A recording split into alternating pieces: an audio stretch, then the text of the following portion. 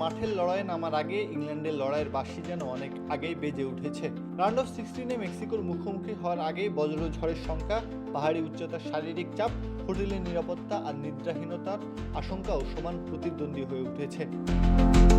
রোববার মেক্সিকো সিটির ঐতিহাসিক আজতেকায় স্বাগতিক মেক্সিকোর মুখোমুখি হবে থমাস টুখেলের দল। তবে শহরে পৌঁছানোর মুহূর্তেই শত শত স্থানীয় সমর্থকদের দুয়ো আর মেক্সিকো ধ্বনি স্বাগত জানায় ইংল্যান্ডকে।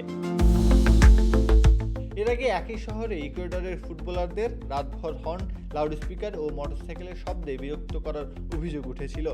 সেই অভিজ্ঞতার পর ইংল্যান্ডের হোটেলে বাড়ানো হয়েছে নিরাপত্তা। খেলোয়াড়দের জন্য রাখা হয়েছে হোয়াইট নয়েজ মেশিন, প্রাকৃতিক ঘুমের সহায়ক উপকরণ, কেউ কেউ আবার ব্যবহার করবেন এয়ার প্লাগও।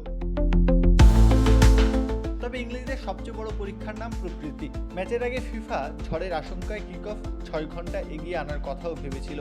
শেষ পর্যন্ত সময় অপরিবর্তিত থাকলেও বজ্রপাত ও শিলাবৃষ্টির ঝুঁকি রয়ে গেছে। প্রয়োজনে ম্যাচ বিলম্বিত হতে পারে। থাকছে উচ্চতার চ্যালেঞ্জও। সমুদ্রপৃষ্ঠ থেকে প্রায় 2240 মিটার উপরে অবস্থিত মেক্সিকো সিটিতে অক্সিজেনের ঘাটতি খেলোয়াড়দের সহনশক্তিকে কঠিন পরীক্ষায় ফেলতে পারে।